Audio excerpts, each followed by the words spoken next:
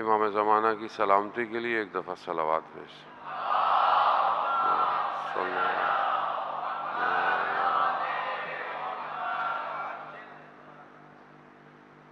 لا حول ولا قوة إلا بالله العلي العظيم۔ حسبنا الله ونعم الوكيل، نعم المولى ونعم النصير۔ أعوذ بالله من الشيطان الرجيم، بسم الله الرحمن الرحيم۔ الحمد لله الذي يؤمن الخائفين وينجي الصالحين ويزع المستكبرين ويهلك ملوكا ويستخلف آخرين، والصلاة والسلام على رسول ثقلين محبوب رب المشرقين والمغربين جد الحسن والحسين نبینا سیدنا بالقاسم محمد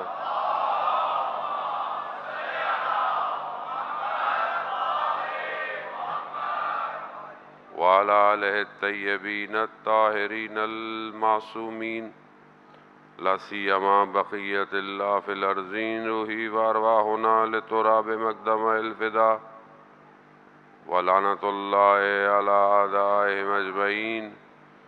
بسم اللہ الرحمن الرحیم۔ رب اشرح لی صدری ویسر لی امری واحلل عقدۃ من لسانی یفقہوا قولی، اما بعد فقد قال اللہ تبارک و تعالی فی کتاب الحکیم والقرآن المجید، وما خلقت الجن والانس الا لیعبدون۔ صلوات بھیجے محمد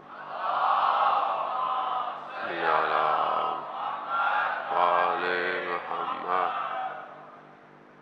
عزیزان شہید و شہداء، خمسہ مجالس کی آخری مجلس کی توفیق آپ مومنین کے درمیان میں، حق تو خیر کوئی بھی ادا نہیں کر سکتا اس ذکر کا کہ جس کے لیے کائنات ذکر کر رہی ہو۔ ہم جتنا بھی ذکر کریں وہ ذکر تھوڑا ہے۔ زمین اور آسمان اسی ذکر میں مشغول ہیں، ہمیں وہ ذکر سنائی نہیں دیتا۔ اس کی وجہ یہ ہے کہ ہم دنیا میں مشغول ہیں، دنیا نے ہمیں غافل کیا ہوا ہے۔ اگر انسان اپنے آپ کو تھوڑا سا بھی پاک کرے، تھوڑا سا بھی صاف کرے، تو اسے یہ اذکار سنائی دیتے ہیں جو زمین اور آسمان میں ہو رہے ہیں۔ جو چیز حقیقتاً اور یقین کی منزل پہ ہو وہ ان کو بہتر پہچانتی ہے، کیونکہ ہم لوگ اس دنیا میں جب آتے ہیں تو آتے بالکل صاف ہیں، بالکل معصوم ہیں، بالکل ایک سفید کاغذ کی طرح جس پر کچھ نہیں لکھا ہوتا۔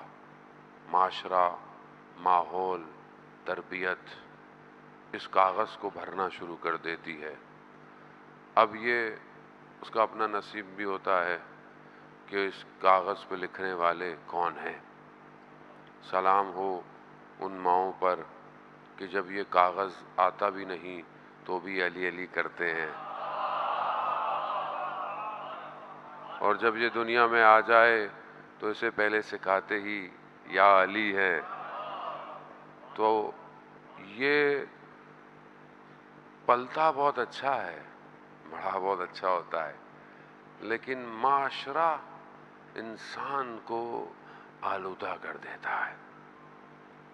ساری جنگ انبیاء کی معاشرے کی ہے۔ انبیاء یہ نہیں کہتے تھے کہ تم ٹھیک ہو جاؤ پہاڑوں میں چلے جاؤ، معاشرہ ٹھیک ہونا چاہیے، سوسائٹی اچھی ہونی چاہیے، اور یہ سوسائٹی اچھی ہوگی تو یہ سوسائٹی پھر رشد کرے گی، کمال پہ جائے گی، آگے کی طرف بڑھے گی۔ کسی نبی نے یہ نہیں کہا تھا کہ مطلب ادھر چلے جاؤ. ہر جگہ اللہ نے اپنے نبیوں کو بھیجا اس لیے کہ یہ کمیونٹی، یہ سوسائٹی، یہ شہر، یہ ملک، یہ لوگ لا الہ الا اللہ کی طرف بڑھ سکیں. یہی چیز کے لیے پروردگار نے اپنے انبیاء کو بھیجا. آج ہمارا ہدف کیا ہے؟ آج ہمارا مقصد کیا ہے؟ کہ یہ سوسائٹی خدا کی طرف بڑھے.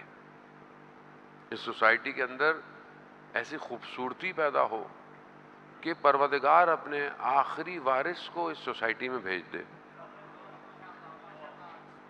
لوگ کہتے ہیں کہ جی برائیاں پھیلیں گی تو امام آئیں گے. وہ یہ ایک ذہنوں میں کانسیپٹ ہوتا ہے، لوگ کہتے ہیں جی برائیاں کرو، نعوذ باللہ. نہیں ہے عزیزان محترم، معاشرہ خود بخود اس زمانے کی طرف بڑھ رہا ہے، لیکن ہمارا ہدف نیکی کو پھیلانا ہے. نیکی جب غالب آئے گی تبھی تو امام آئیں گے. اور وہ کب آئیں گے؟ کہ جب ہم خود نیکی کریں. میں خود نیکی نہیں کروں اور توقع رکھوں کہ لوگ نیکیاں کریں.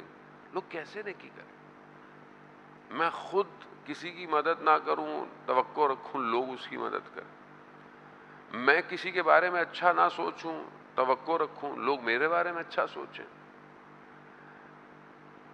ہمارا مسئلہ یہ ہے کہ ہم پیکج وائز مسلمان ہیں. جیسے موبائل کے پیکیجز آتے ہیں نا، اتنے گھنٹے فری ہے، اتنا پیکج فری ہے. ہمارے بھی ایسی ہے. ہم موبائل میں 6 سمیں لگاتے ہیں. ہم نے اپنی بھی 6 سمیں لگائی. مسجد میں سم الگ ہے، بازار میں سم الگ ہے. وہ الگ پیکج ہے. ادھر والے کو بولو بھائی یہ کیا کرو، یہ تو کاروبار ہے مولانا صاحب، یہ تو بازار ہے مولانا صاحب، یہ تو گھر ہے، یہ تو یونیورسٹی ہے. تو مسجد امام بارگاہ میں نہیں، اس کی سم الگ ہے. ہمارا مسئلہ ہے کہ ہم نے دین کو اسی پیکیجز میں بانٹا ہوا ہے، جبکہ دین مکمل پیکیج ہے. دین وہ ہے جس میں آپ فٹ آتے ہیں. آپ دین کو فٹ نہیں کریں اپنے سلاٹوں میں. ہم اللہ نے اتنی محنت سے اتنے انبیاء کو بھیجا. کیوں بھیجا؟ کیونکہ میں اس کی پوری لائف کا پیکج صحیح کروں. اس نے اٹھنا کیسے، اس نے سونا کیسے، اس نے ملنا کیسے، اس کے معاملات کیسے ہوں. دین انسان کو بیت الخلا تک چھوڑ نہیں رہا. پہلے کون سا پاؤں لے کے جاؤ، سوتے وقت کیسے سو، اٹھتے وقت کیسے اٹھو، کھانا کھانے سے پہلے کیا کرو، کھانے کے درمیان میں کیا ہو. یعنی دین زندگی کے ہر حصے میں، اور دین فطرتاً ہے. یہ دین ایسا نہیں ہے کہ آپ بولیں جی زبردستی کی کوئی پیکج لگا ہوا ہے. یہ زبردستی کا پیکج نہیں ہے، فطرتاً ہے. نیچر انسان کی دین کے ساتھ سنکرنائز ہے. کیوں؟ کیونکہ نیچر کو بنانے والا کون ہے؟ خدا ہے. دین کو بھیجنے والا کون ہے؟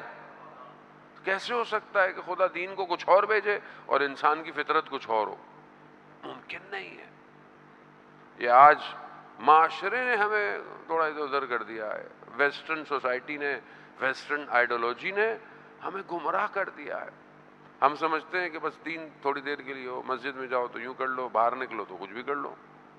ایسا نہیں ہے جناب. اطاعت کا حکم مطلق ہے.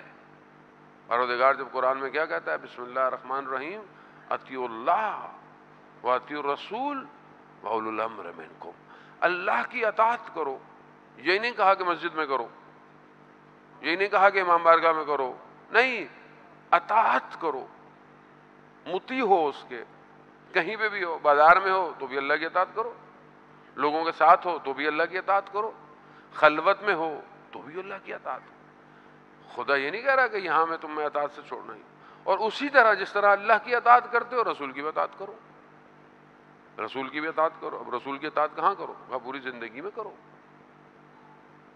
اب ہم رسول کی اطاعت کس میں کرتے ہیں؟ بعض اوقات ہم صرف داڑھی رکھ لیں گے تو رسول کی اطاعت، باقی کام کے اندر، عمل کے اندر، کردار کے اندر عزیزان محترم، ہم نے اپنے رسول حضرت محمد مصطفیٰ صلی اللہ علیہ وآلہ وسلم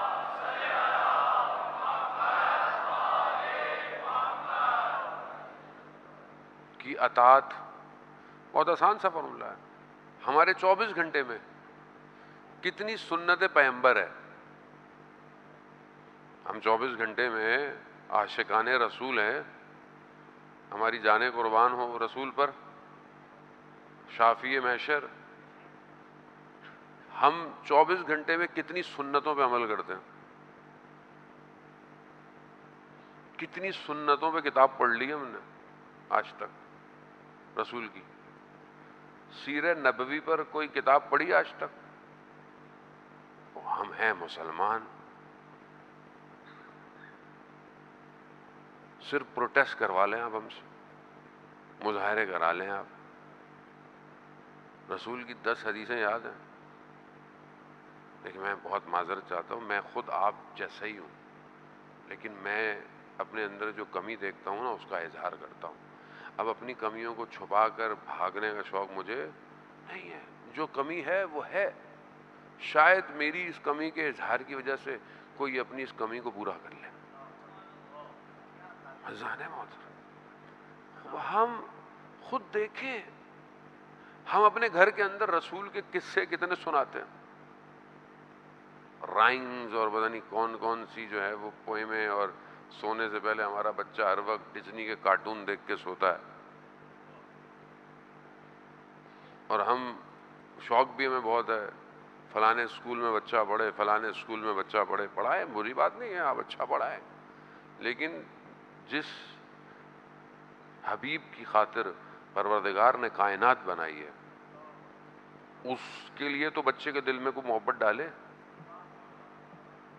روز قیامت میں کہاں جائیں گے؟ جانو تو ہمارا مسئلہ یہ ہے کہ ہمارے سارے جو وجدان کی کیفیتیں ہیں نا وہ سب یہیں تک ہیں، بس یہاں سے اٹھنے کے بعد بس ختم۔ یہیں میں 1-2 حدیث پڑھوں گا، آپ نے واہ واہ کرنا ہے، نعرہ مارنا ہے، باہر نکل گئے ختم ہو، وہ بس مجلس تو ٹاپ کی ہو گئی، ختم۔ میں کہاں گیا؟ مولوی کہیں نہ کہیں جا رہا ہے، اس کا لفافہ موٹا ہوتا جا رہا ہے، پبلک کہاں جا رہی ہے؟ رسول کی ایک حدیث سادی سی جو آپ ہمیشہ سنتے ہیں، بس تھوڑے دوسرے زاویے سے آپ کی خدمت میں بیان کرنی ہے۔ عزیزان محترم، رسول خدا نے کیا ارشاد فرمایا؟ میں تمہارے درمیان میں 2 گران بہار چیزیں چھوڑ کے جا رہا ہوں۔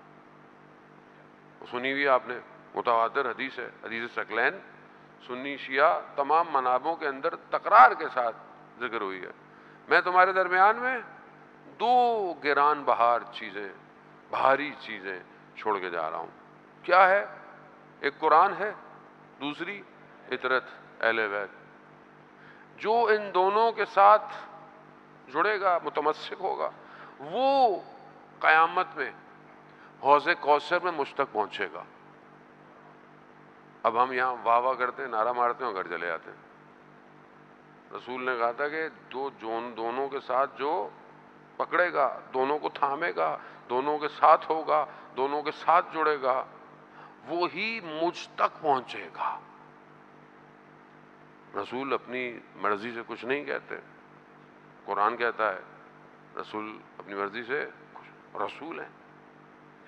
یہ وہ زبان ہے کہ جس کے ذریعے سے قرآن ہم تک پہنچا ہے۔ عزیزان محترم، یہ صدق اللسان ہمیں کیسے پتہ چلتا؟ ہمیں تو رسول نے بتایا نا کہ یہ قرآن ہے، یہ حدیث قدسی ہے، یہ میری اپنی حدیث ہے، خود بتا رہے ہیں تو ہم مان رہے ہیں۔ وہ کہہ رہے ہیں مجھ تک پہنچنا ہے تو ان دونوں چیزوں کو پکڑو۔ اب یہ دونوں چیزوں کو ہم نے کہاں پکڑا ہوا ہے؟ کہاں پکڑا؟ مجھے آپ بتائیں۔ صرف مسجد میں، صرف امام بارگاہ میں؟ باہر جا کے ہمارا قرآن ہماری زندگی میں کہاں ہے؟ پریکٹیکل، عملی طور پہ، عملی طور پر قرآن کہاں ہے کہ ہمیں لگے کہ ہم قرآن کی آیتوں پہ عمل کرتے ہیں؟ نہج البلاغہ خطبہ غالباً 127 سے 128، مولا متقیان جہاں شکوہ کرتے ہیں کہ جنہوں نے امام کو چھوڑ دیا، امام کی شکوے ہیں نہج البلاغہ، وہاں پر امام اپنے اصحاب کا ذکر کرتے ہیں جو امام کو، اور امام جب ان کا ذکر کرتے ہیں تو انگلی کو دانتوں میں دباتے ہیں۔ سید رضی نے باقاعدہ یہ بیان کیا ہے، کس وجہ سے؟ کہ کہاں گئے وہ جو میرے ساتھی تھے، اور پھر امام ان کی خصوصیات بیان کرتے ہیں۔ ان کی ایک خصوصیت جو امام بیان کرتے ہیں وہ کہتے ہیں کہ یہ قرآن پڑھتے تھے اور قرآن پر عمل کرتے تھے۔ قرآن پہ عمل، آیتیں ظہور کریں نا آپ کی ذات سے، میں کہوں ان اللہ مع الصابرین، اللہ صبر کرنے والوں کے ساتھ، اور جب میری زندگی میں کوئی مشکل آئے تو مجھے صبر ہی نہ ہو، جب مجھے کوئی آزمائش امتحان میں ڈال دے، کوئی میرے ساتھ کوئی غلط بہیو کر دے، وہاں مجھ سے صبر نہ ہو، تو کیا وہ قرآن کی آیت پہ عمل ہو گیا؟ پروردگار کہتا ہے کہ ہر مشکل کے بعد کیا ہے، لیکن میری مایوسی کیوں ہے؟ ان مع العسر یسرا۔ یہ قرآن سادی، یہ تو وہ آیتیں جو آپ سنتے رہتے ہیں، باقی تو ابھی میں تو خود اتنا اچھا پڑھا لکھا نہیں، مولانا صاحب بیٹھے ہوئے حافظ قرآن ہے ماشاءاللہ، خوب مجھے تو اتنا عبور نہیں ہے۔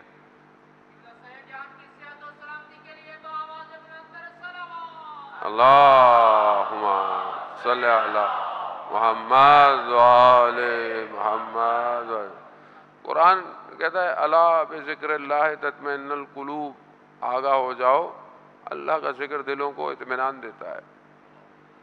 میں اطمینان حاصل کرنے کے لیے اللہ کا ذکر کرتا ہوں،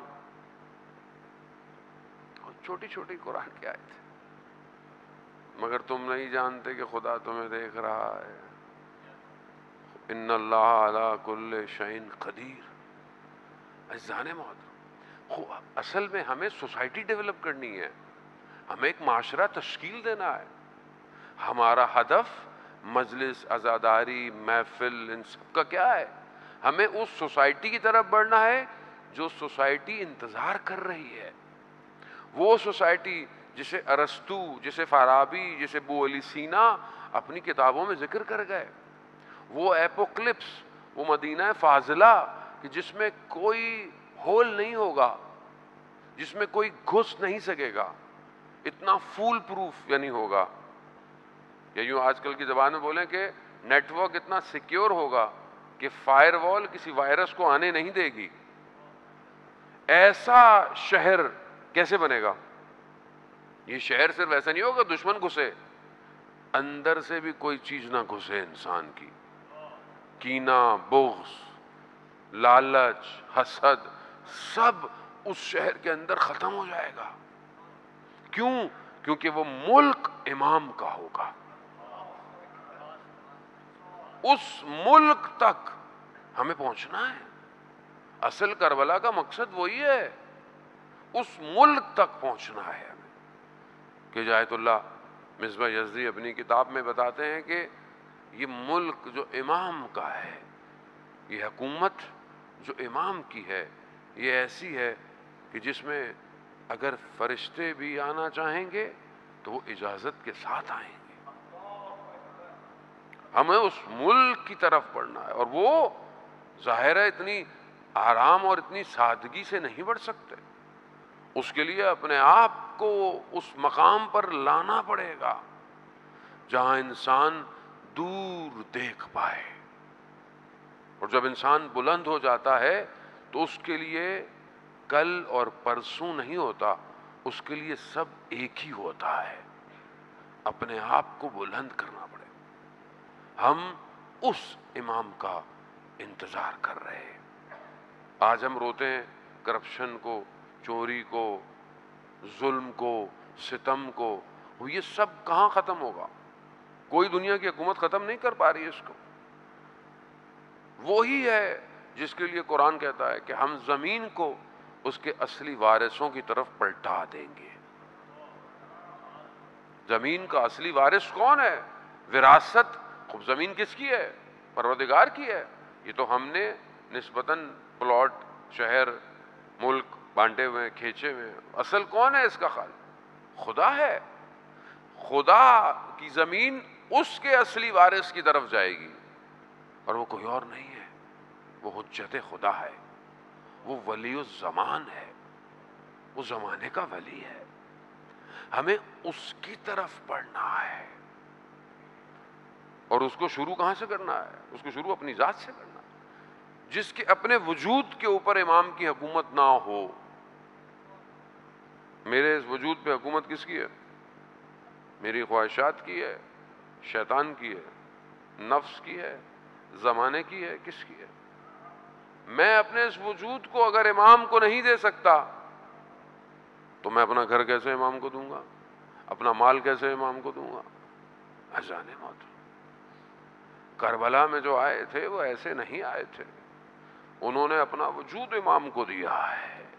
اور جو وجود امام کے سائے تلے آ جاتے ہیں، پھر ہزاروں سال بھی گزر جائیں، ان کے وجود بشریت کو منور کرتے رہتے ہیں. آج کربلا والے ہمیں راستہ دکھا رہے ہیں. آج کربلا انسان کو بچا رہی ہے. آج اسی راستے کی خاطر انسان ایک دوسرے کے ساتھ اچھا رویہ اختیار کیا. عزیزان محترم، زندگی کا کوئی پتہ نہیں ہے. بہرحال آخری مجلس ہو، خدا بہتر جانتا ہے. لیکن اصل ہدف ہماری عزاداری کا ہمارا امام ہے. چند دن بہرحال میں نے آپ کو زحمت دی، گو کہ مجلس میری خشک ہوتی ہے، لیکن بہرحال امام تک جانا ضروری ہے.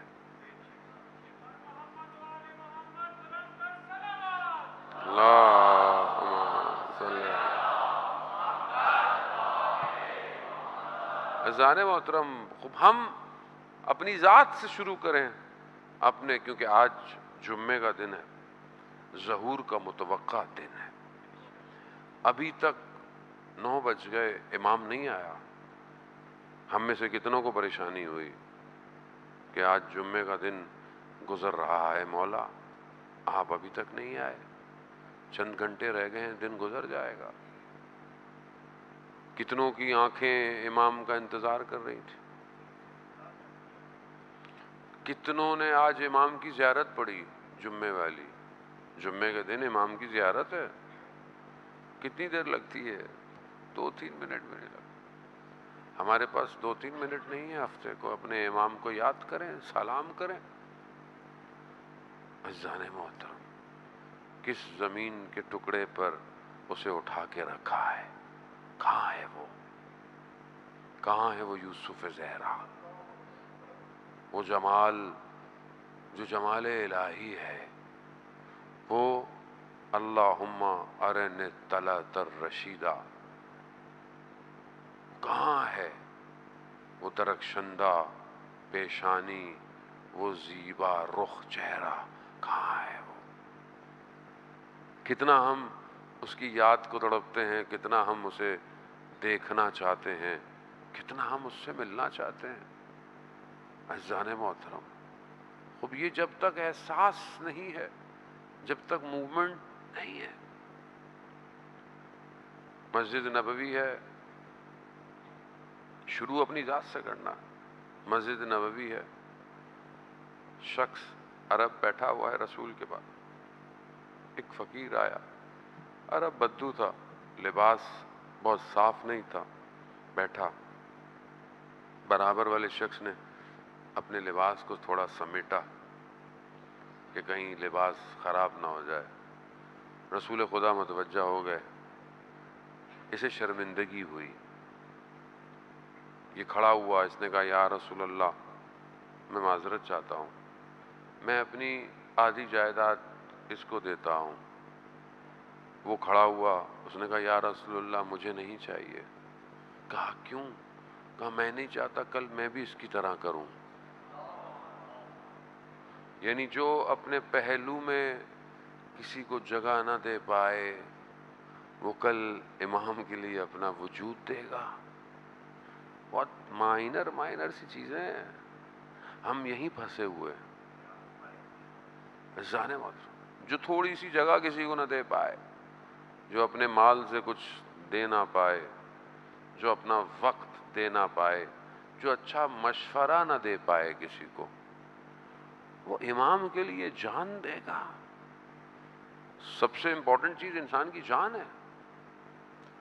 آج دنیا ہمارے ساتھ یہی کر رہی ہے. آج ہم سے ہمارا وجود چھین رہی ہے.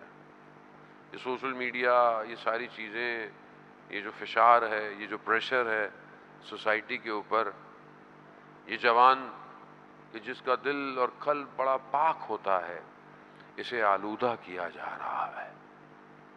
خوب اس کو سمجھے. میں نے اب چند دنوں میں آپ کو جو زحمت دی کہ دشمن کو پہچانے. امام تک پہنچنے کے لیے دشمن شناسی بہت ضروری ہے. آپ اپنی زندگی میں خود اسکروٹننگ کریں کہ کون سی چیز رکاوٹ ہے مجھے امام تک جانے کے لیے. آپ وہ ہمارے استاد ایک واقعہ بتاتے ہیں، بہرحال جمعے کا دن ہے تو ذہن میں آ گیا. ہمارے استاد وہ آغا داداشی مریض بھی ہیں، خدا متعال انہیں شفا کاملہ عطا فرمائے. وہ اکثر ہمیں پڑھاتے پڑھاتے دیوار پہ سر لگا کر یا صاحب الزمان یا صاحب الزمان، یعنی عاشق ایسا ہوتا ہے جس کے وجود سے صرف امام کی آواز نکلتی ہے. انہوں نے بتایا ہمیں کہ ایک شخص حج پہ گیا اور 7-8 ذی الحج تھی، ابھی لوگ مکہ میں تھے. صبح نکلا دیکھا خالی ہے سڑکیں مکہ کی، کوئی موجود نہیں ہے. پریشان ہو گیا کہ لوگ ابھی کہاں چلے گئے. دیکھا سامنے سے ایک نقاب پوش آ رہا تھا. اس نے کہا کہ میں ان سے پوچھوں گا کہ بھائی یہ لوگ کہاں گئے ہیں، خالی ہو گیا مکہ. جیسے ہی وہ قریب آیا اس نے اپنے نقاب کو ہٹایا. یہ کہتے ہیں میری نگاہ پڑی، میں وہیں ساخط ہو گیا، رک گیا، مجھ سے ہلا نہیں گیا. تھوڑی دیر میں اس نے نقاب لگایا، غائب، اور لوگ میرے آس پاس چل رہے ہیں. تو عالم دین کہتے ہیں ہم نے اس سے پوچھا کہ تم نے خانہ کعبہ کو دیکھ کے پہلی دعا کیا کی تھی؟ کہا میں نے خانہ کعبہ کو دیکھ کے پہلی دعا کی تھی اللہم ارنی الطلعۃ الرشیدہ والغرۃ الحمیدہ، مجھے وہ زیبا چہرہ دکھا. تو کہہ رہے ہیں کاش تم نے خدا سے گفتگو بھی مانگ لی ہوتی تو امام زمانہ سے گفتگو بھی ہو جاتی تمہاری.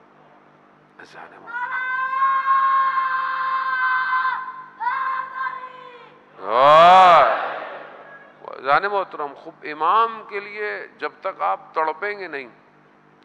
ہماری گھر کی ٹیبل پر کبھی ہم نے پلیٹ خالی رکھی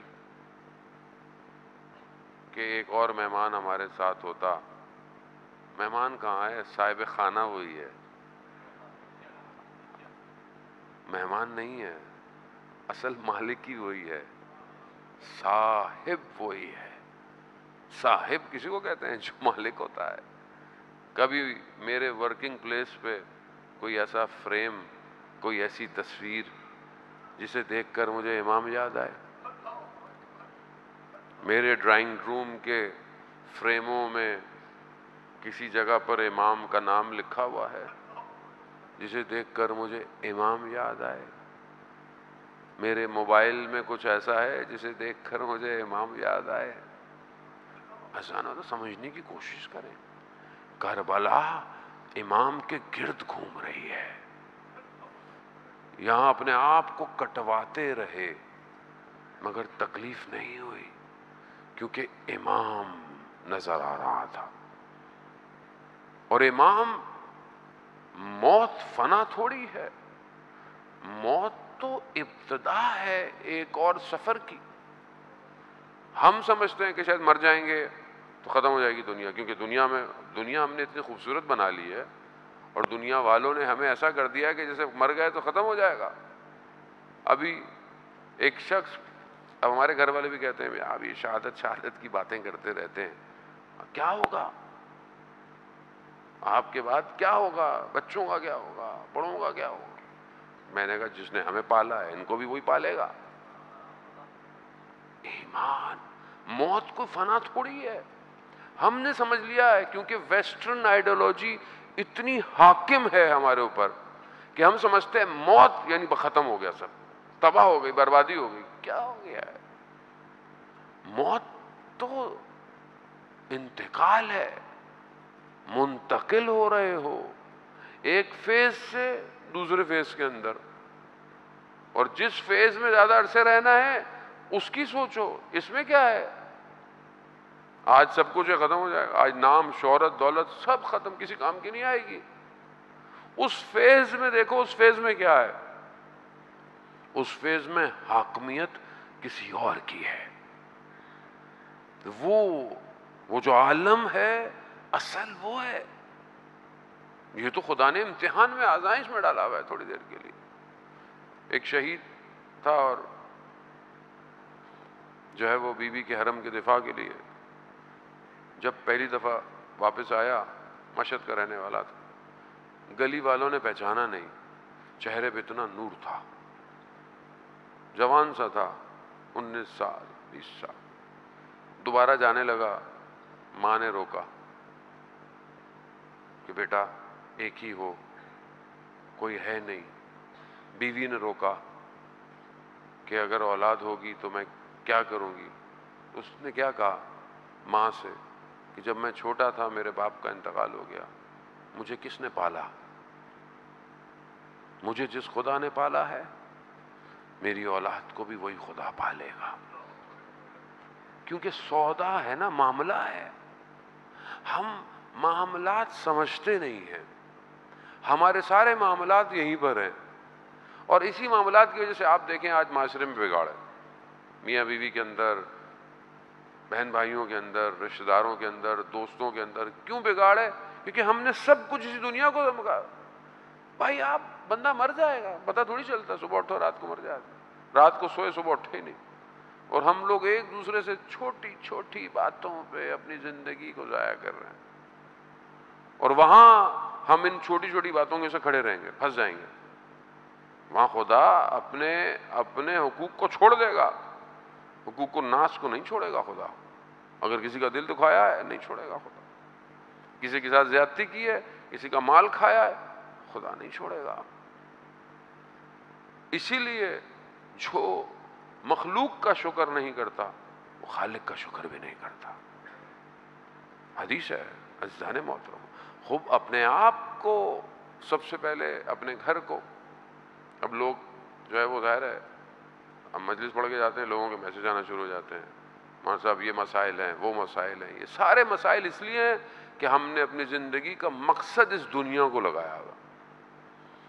دنیا جس دن آپ کا مقصد ہٹ جائے گی، آخرت مقصد ہوگا، اس دن آپ کے سارے مسائل حل ہو جائیں گے، سب حل ہو جائے گا. اور امام تک جو رکاوٹ ہے سب سے زیادہ وہ یہ دنیا ہے، دنیا کی آسائش ہے. جانو علی ابن مہزیار، آپ نے واقعہ سنا ہوا ہے، میں بھی بہرحال اس کو پڑھتا رہتا ہوں. اس سال شب 15 شعبان کو میں جب اس کو پڑھ رہا تھا، جمکران مسجد جو کم کے پاس ہے وہاں میرا پروگرام تھا لائیو. تو میں جب دوبارہ ٹیکسٹ پڑھ رہا تھا تو میں، امام ہمیشہ کرم کرتے ہیں، اور یہ جتنا کرم ہم پہ ہوتا رہا یہ ہمیشہ 15 شعبان کی رات کو ہوتا ہے. اور میں ہمیشہ امام سے کہتا ہوں کہ اپنی ولادت کے صدقے میں کچھ دے دیا کرے، تو وہ تحفے دیتے رہتے. یہ انہوں نے اس رات بھی ایک تحفہ دیا، اور وہ تحفہ عزیزان محترم مجھے اپنی ذات کے لیے ہوتا ہے. میں اس کو اپنے آپ سے کمپیئر کرتا ہوں، پھر میں دیکھتا ہوں کہ واقعاً حقیقت ہے. امام چاہتے ہیں کہ میں ان ساری چیزوں کو دور کروں جو رکاوٹ ہے. واقعہ آپ نے بھی کئی دفعہ سنا ہے، میں نے بھی سنا. اس دفعہ جو میں نے اس کو پڑھا تو اس کے اندر ایک حصہ ایسا تھا جو پہلے میں متوجہ نہیں تھا. علی ابن مہزیار 20 سال حج کرتا رہا. حج واجب تھا، ایک دفعہ کافی ہے، لیکن 20 سال کیوں گیا؟ کیونکہ اسے پتا تھا کہ حج پہ امام آتے ہیں. 20 سال حج کرتا رہا کہ کسی حج میں امام سے ملاقات ہو جائے. بھئی اب آپ یہاں ڈھونڈتے رہیں، آپ کو پتا نہیں کہ امام ہوں یا مجھے ملے نہ ملے، حج پہ تو امام نے آنا ہی ہے، کیونکہ بغیر امام کے حج نہیں ہو سکتا. حج ایسی عبادت ہے جو بغیر امام کے نہیں ہو سکتی. یہ 20 سال گیا امام سے ملاقات نہیں ہوئی، مایوس ہو گیا. اسے پیغام آیا اس سال آؤ ملاقات ہو جائے گی. اب یہ طواف کر رہا تھا، امام کا قاصد آیا، کہا امام نے بلایا ہے. اسے لے کے جانے لگا. مکہ کی کہتے ہیں پہاڑیوں سے اترا تو ایک مختلف جگہ تھی. اس نے اس سے پوچھا، یہ سوال ہم سب کا ہونا چاہیے، ہم سب اپنے آپ سے پوچھیں یہ سوال. اس نے جو امام نے جسے بھیجا تھا اس نے اس سے پوچھا، یہ بتاؤ کہ تمہارے لیے امام کیا ہے؟ یہ سوال ہم اپنے آپ سے پوچھیں. میرے لیے امام کیا ہے؟ امام کی جائے گا، امام کا مقام میرے لیے کیا ہے؟ یا امام کو آپ کیا سمجھتے ہیں اپنے لیے؟ آپ اپنے دلوں سے پوچھیں. علی ابن مہذیار سے پوچھا. اس نے کیا کہا؟ اس نے کہا امام میرے لیے پورے عالم میں سب سے محبوب ہے. اگر کوئی ذات، کوئی ہستی ہے جو پورے عالم میں، مجھے وہ امام کی ذات ہے، امام کی ہستی ہے. بس مسئلہ سارا یہی ہے. تو اس نے کہا علی اگر امام تمہیں پورے عالم میں محبوب ہیں تو تمہارے دل میں گھوڑوں کا خیال کیوں آ رہا ہے؟ وہ اس زمانے میں لوگ حج پہ کیسے آتے تھے؟ اب جب یہ جا رہا ہوگا تو اس کے ذہن میں ہوگا نا وہ میں نے گھوڑے کہیں باندھے تھے، 20 سال سے حج پہ آ رہا تھا، ذہن کہاں تھا؟ میرے گھوڑوں کا کیا ہوگا؟ بس اندر مشکل ہے.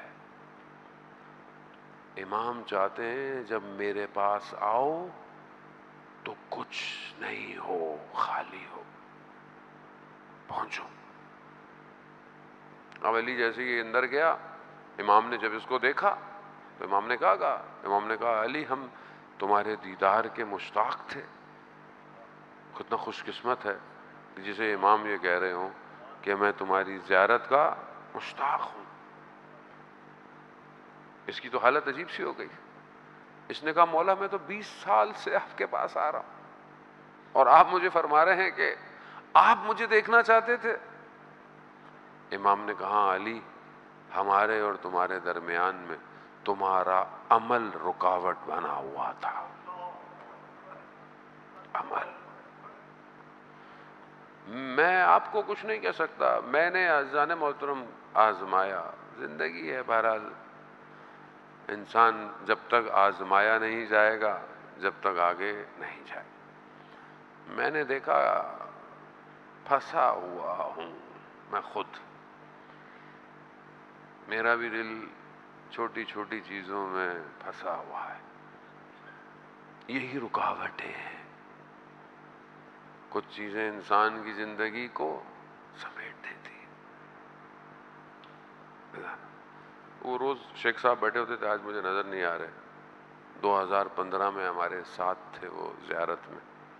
وہ جو میرے بیٹا کھویا تھا وہی شیخ صاحب لے کے آئے تھے اسے ہوٹل. مجھے نظر نہیں آ رہے. ذہن مت خدا چیک کرتا ہے. امام بھی چیک کرتا ہے نا. اتنا ہمارے لیے بول رہا ہے تو اس کو تو چیک کرو پہلے. بغیر آزمائش کے کربلا نہیں پہنچ سکتے. امتحان دینا پڑے گا. ولایت قیمت مانگتی ہے اور جنہوں نے قیمت ادا کی آج آپ ان کو دیکھیں وہ کہاں پہنچ گئے. جتنے بھی لوگ تھے امام کے ساتھ وہ قیمت دے کر آئے.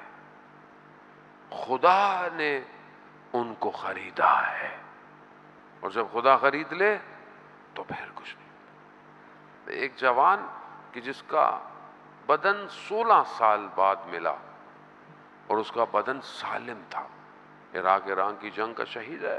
16 سال عراقی حکومت نے بولا کہ اگر ہم نے یہ بدن واپس دے دیا تو لوگ بولیں گے ہم نے کن فرشتوں کو مارا ہے. دھوپ میں رکھا, تیزاب ڈالا, بدن خراب نہیں ہوا, مجبور ہو گئے بدن واپس دینے پر. کم میں دفن ہے وہ جسد مبارک, کم گلزار شہداء میں. عزیزان محترم, اس کا ایک دوست تھا, اس نے بتایا یہ کچھ ایسے کام کرتا تھا جس کی وجہ سے اس کا بدن سالم ہے. ایک یہ پانی پینے کا جمع کرتا تھا کہ جنگ میں بھی جمعے والے دن غسل کر سکے. سنت موقدہ ہے, آج جمعہ تھا, جمعے کا غسل سنت موقدہ ہے. بہت تاکید ہے کہ اگر آپ کو قضا بھی کرنی پڑے تو قضا کی نیت سے. ایک دن پہلے نہا رہے ہو, کل نہیں نہا سکتے تو رجا کی نیت سے. کیوں؟ بہرحال اس کے بہت سارے فوائد ہیں, بیماریاں دور کرتی ہیں, چیزیں دور کرتے ہیں. کہتے ہیں کہ وہ جمعے کا غسل کرتا. دوسرا, بہرحال وہ زیارت عاشورہ کی تلاوت. تیسرا, جب وہ مجلس میں آتا تھا, کہیں عزاداری میں ہوتی تھی, جب وہ روتا تھا تو آنسوؤں کو اپنے بدن پہ ملتا تھا. سید الشہداء پہ گریا نہ صرف ادھر بلکہ ادھر بھی بچاتا ہے. عزیزان محترم, کیوں؟ پھر خدا خریدار ہو جاتا ہے ایسے لوگوں کا. خدا خریدتا ہے, اور جسے خدا خرید لے اسے دنیا کچھ نہیں دے سکتی. یہ جو زندگی ہماری ہے یہ بہت تھوڑی سی ہے, اسے دنیا کو نہ بیچیں, اسے خدا کو بیچیں. اپنی ذات, اپنے نفس, اپنی خواہشات خدا کی بارگاہ میں حاضر کریں. بس جب ہم اپنے آپ کو آہستہ آہستہ اس قابل کریں گے تو پھر ہم ایک سوسائٹی بنائیں گے, ایک کمیونٹی بنائیں گے. اور امام کو سب کی ضرورت ہے, صرف طالب علم کی ضرورت نہیں ہے. امام کو ڈاکٹر بھی چاہیے, انجینئر بھی چاہیے, بڑائی بھی چاہیے, روڈ بنانے والا بھی چاہیے, گاڑیاں بنانے والا چاہیے, گاڑی ڈیزائن کرنے والا چاہیے, حکومت کرنے والا چاہیے, فائننس چاہیے, ہر چیز چاہیے. امام کو پوری حکومت ہے. عزیزان محترم, اب بہت تیزی سے اپنی زندگی میں اس کے بارے میں سوچنا شروع کریں, کیونکہ اب وقت تھوڑا رہ گیا ہے. کوئی یہ تو بتا نہیں سکتا کہ ظہور کس دن ہونا ہے, لیکن جو حالات ہیں. آج مجھے چھوٹی سی بچی, میں گیا جہاں یتیم بچیاں ہیں, وہاں جانا ہوا. چھوٹی سی بچی نے مجھ سے سوال پوچھا کہ مولانا صاحب یہ بتائیں, کیا جب امام کا ظہور ہوگا جو لوگ مر جائیں گے وہ بھی آئیں گے؟ تو میں نے اس بچی کو کہا, بیٹا آپ پریشان نہ ہو, انشاءاللہ آپ کی زندگی میں امام کا ظہور ہو جائے گا.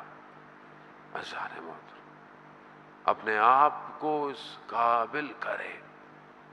یقیناً جو دعائے عہد پڑھتے ہیں ہم 40 دن, ہم مر بھی گئے تو ہمیں قبر سے اٹھایا جائے گا.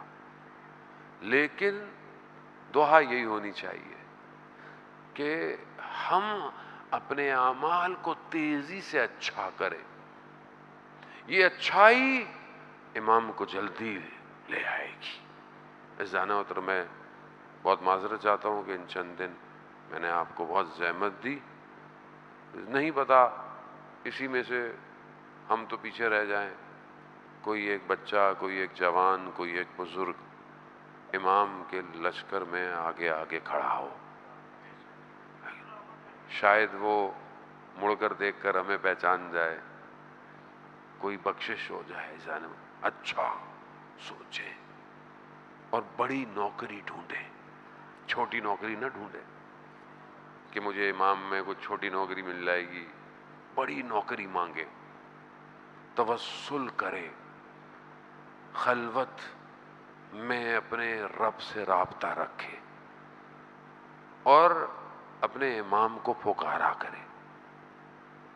بہرحال امام نے خود لطف کیا ہے کہ اب میں جب بہت پھنسنے لگتا ہوں تو میں سب سے پہلے اپنے زمانے کے امام کو پکارتا ہوں, مولا آپ نہیں بچائیں گے تو کون بچائے گا؟ معاملہ آپ کا ہے, میرا تھوڑی ہے یہ. آپ نے تو نوکری دی ہوئی ہے, لوگ تو پتہ نہیں کیا کیا سمجھتے ہیں ہمارے بارے میں. بہرحال چلیں جیسا بھی سمجھتے ہیں اپنے ذہن میں, لیکن مولا بچائیں گے تو آپ. عزیزان محترم، یہ آسان بات نہیں ہے. گزشتہ امام سارے امام ہیں، ایک ہی ہیں سارے، سب کے اقوال ایک ہی ہیں. اول و محمد، اوسط و محمد، آخر و محمد، سب ایک ہیں. لیکن اپنے امام کو یاد کرنا آسان نہیں ہے. گزشتہ امام پر بات کرنا گزارے، کیونکہ ہم وہاں ہیں نہیں، نہ ہم کوفہ میں تھے نہ ہم مدینہ میں تھے، کہہ کر گھر چلے جائیں. لیکن اپنے زمانے کے امام کو یاد کرنا اور اپنے زمانے کے امام پر گریہ کرنا آسان نہیں ہے. کرم چاہیے، کرم.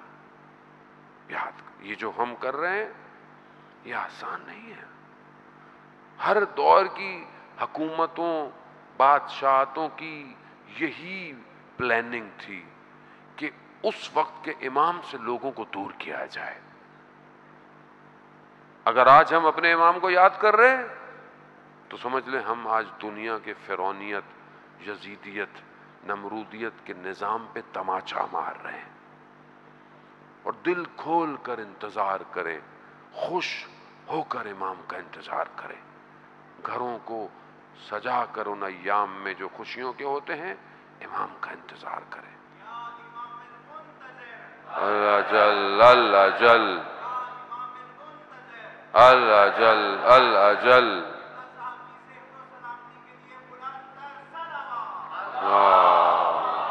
صلی علی محمد آل محمد وجل. خوب امام کو راضی کریں عزیزان محترم، امام کو راضی کریں. امام رؤوف ہے، امام کریم ہے. زندگی میں پھنسے یا مہدی ادرکنی کہیں، اس کی عادت ڈالیں. یا مہدی ادرکنی، میری مدد کرے مولا. میں آپ تک جانا چاہتا ہوں، آپ مجھے بچائیں. کون بچائے گا مجھے ان فتنوں سے؟ عزیزان محترم، کربلا میں جو گرا اس نے اپنے امام کو پکارا ہے. جو بھی گرا ہے اس نے امام کو پکارا، مولا میری مدد کو آئے. جو گر رہا تھا امام کو پکار رہا تھا. عزیزان محترم، من المومنین رجال، مردوں میں سے لوگ ایسے ہیں جو اپنا کیا ہوا وعدہ نبھا چکے ہیں. کچھ اپنے وعدے اور وقت کا انتظار کر رہے ہیں. عزیزان محترم، ایک عالم دین نے امام کو خواب میں دیکھا اور ان سے پوچھا کہ کربلا کا واقعہ میں آپ کے لیے سب سے سخت کیا تھا؟ وہی سوال جو کسی نے امام سجاد سے پوچھا تھا. کیا تھا سب سے سخت؟ حضرت علی اکبر کی شہادت؟ کہا نہیں، چچا عباس کی شہادت. یا خود آپ کے جد امام حسین؟ کہا وہ مصیبت عظیم ہے مگر اس سے بھی بڑی ایک مصیبت ہے. کہا کس چیز کی؟ کہا ہماری پھوپھی زینب کی مصیبت.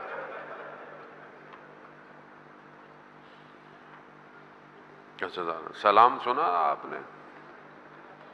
گھبرائے گی زینب.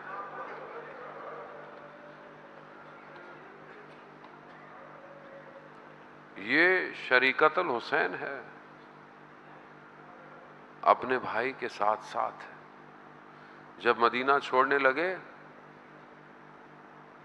تو امام سے پوچھا بی بی زینب نے بھائی کہاں؟ کہا مدینہ چھوڑا. کہا میں نے بھی جانا ہے. کہا اپنے شوہر سے اجازت لے. امام ہے، شریعت کا پاسدار ہے. عبداللہ ابن جعفر مریض ہیں، بستر پر ہیں. بی بی گئی، کہتی ہیں بی بی کی آنکھوں میں آنسو ہے. آنسو جب ان پر گرا انہوں نے کہا کیا ہوا؟ کہا بھائی شہر چھوڑ کے جا رہا ہے. اور آپ جانتے ہیں میں بھائی کے بغیر نہیں رہ سکتی۔ عزاداران محترم، کہا جائیے، ہماری تو نکاح میں شرط یہی تھی کہ آپ جائیں، یہ میرے 2 بیٹے بھی لے جائیں، جب ضرورت پڑے تو دونوں کو امام حسین پر قربان کر دیجیے گا۔ ساتھ ساتھ یہ شہزادی جاتی رہی، ہر جگہ اپنے بھائی کا ساتھ دیا۔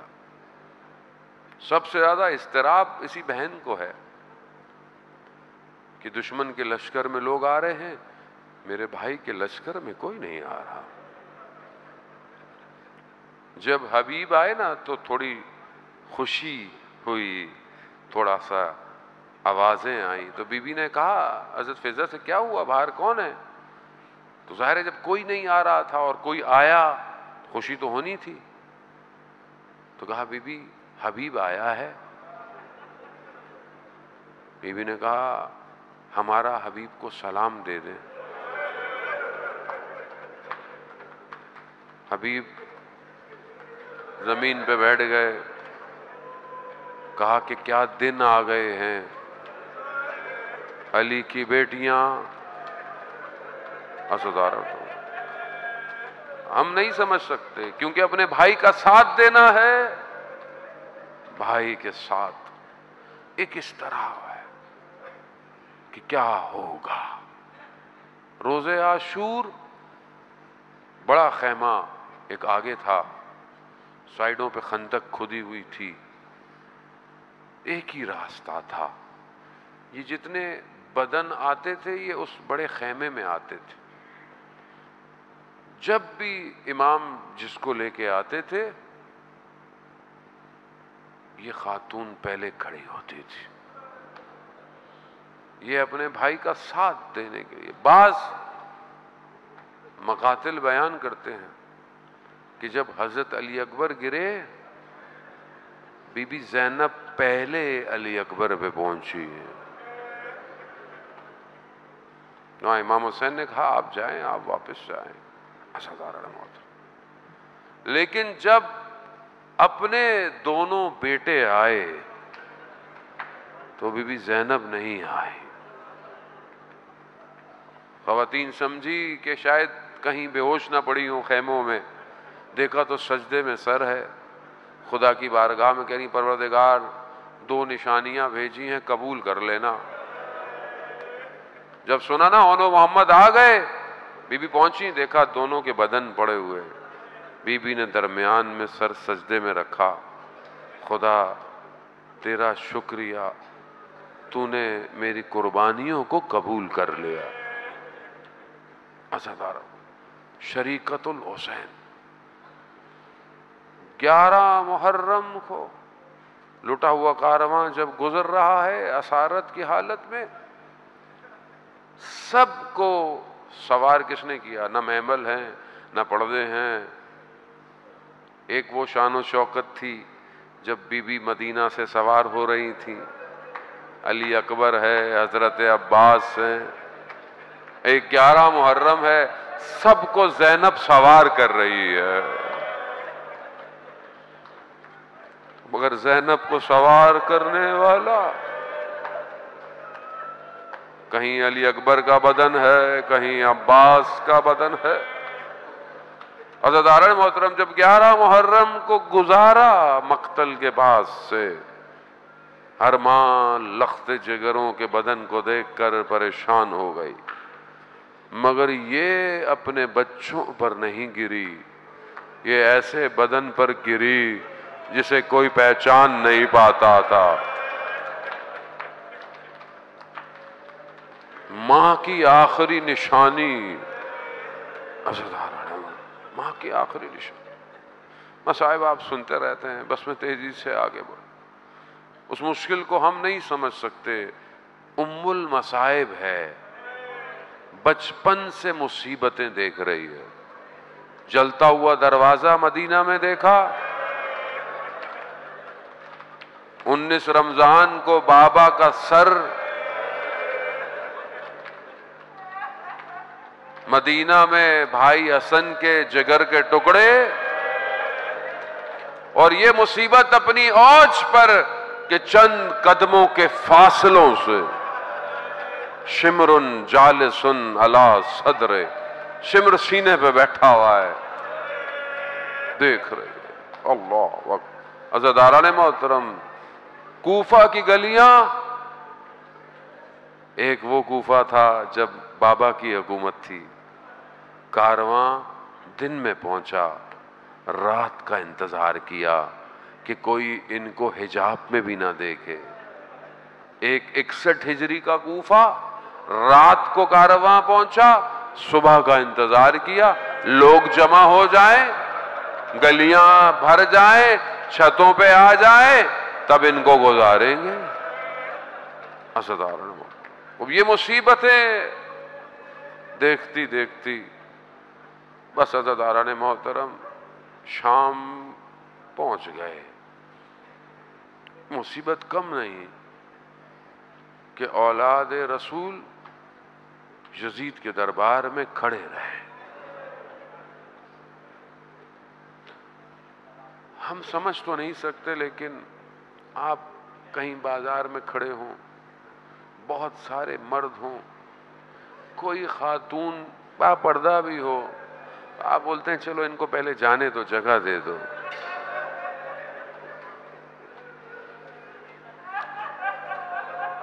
شرابی کی محفل،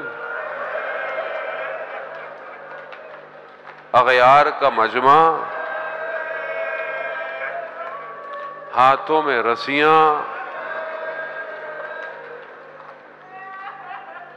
اپنوں کے سر نیزوں پر،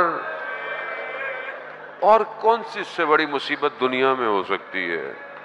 یہ تو امام سجاد جانتے ہیں کہ کیسے برداشت کیا ہوگا۔ بس عزیزان محترم یہ مصیبتیں برداشت کرتی رہی، یہ زینب مشکلوں کو برداشت کرتی رہی۔ شام کے دربار میں جو آخری مصیبت آنی تھی وہ بھی آ گئی۔ آج ایک روایت سے اس بچی کے پرواز کا دن ہے، جسے سنبھال سنبھال کر زینب جب بابا کے سر کو یہ بچی نیزے پہ دیکھتی تھی، بی بی کہتی تھی بھائی مجھ سے بات نہیں کر رہے، اپنی بیٹی سے تو بات کرو، بیٹی خاموش ہے۔ اللہ نہ جانے مگر بیٹی نے کیا دیکھا۔ فراق ہو، دور ہو، انسان اس امید پہ زندہ رہتا ہے کہ کبھی تو جانے والا آئے گا، کبھی تو آئے گا۔ لیکن جو بچی یزید کے دربار میں اپنے بابا کا سر دیکھ لے، وہ کیسے برداشت کرے؟ نہیں کر پا۔ بچی گئی زندان میں، بابا بابا بابا، کہاں چپ کرائیں بچی کو، کیا دیں بچی کو؟ یزید لعین نے بابا کو بھیج دیا۔ کسی بیٹی کو اس کا باپ ایسے نہ ملے، مر جائے، ویسے ہی مر جائے آدمی جس حالت میں سر جب کپڑا ہٹانا، خاک میں اٹی زلفیں، چہرے پر زخموں کے نشان، ہونٹوں پہ چھڑی کے نشان، بچی نے سر اٹھایا، جو پورے راستے خاموش رہی، شروع ہو گئی بابا آپ کے جانے کے بعد خیموں کو آگ لگی، بابا آپ کے جانے کے بعد دامن جل گیا، بابا یہ پانی کے بجائے تماچے مار دے، بابا یہ مجھ سے کہتے تو میں گوشوارے خود دے دیتی۔